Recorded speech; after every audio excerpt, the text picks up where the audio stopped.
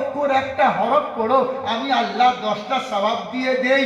আল্লাহ আল্লাহ বড় দয়ালু, আল্লাহ বড় মেহেরবান, আল্লাহ বড় দয়াবান। তো আল্লাহ বলে, রে বান্দা, তুমি যে এত কষ্ট করেছো পৃথিবীতে, তার বিনিময় আমি তোমাকে ছোট্ট জান্নাত দেব, এটা কেমন করে হতে পারে?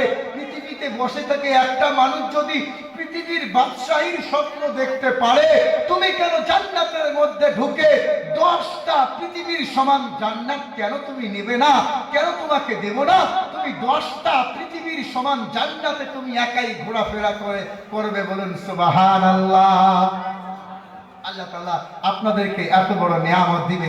তাই কথা বলতেছিলাম এটাই, যখন পৃথিবীর বুকে একজন মুসলমান ছিল না, তো আল্লাহর অস্তিত্বকে আল্লাহ বাঁচানোর জন্য আল্লাহ তার কুদরতি ক্ষমতা দিয়ে, নূরে তাজাল্লি দিয়ে, আল্লাহ তার কুদরতি ক্ষমতা দিয়ে তার ঘরকে তিনি রক্ষা করেছেন।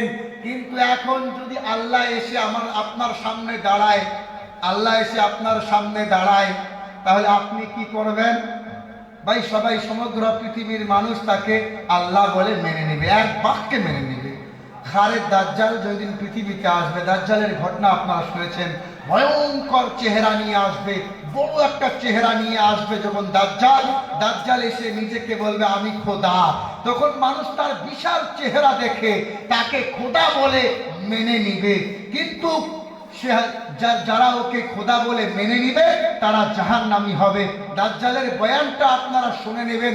দাজ্জাল শুধু একটা মানুষ নয়, দাজ্জাল একটা ফিতনার নাম।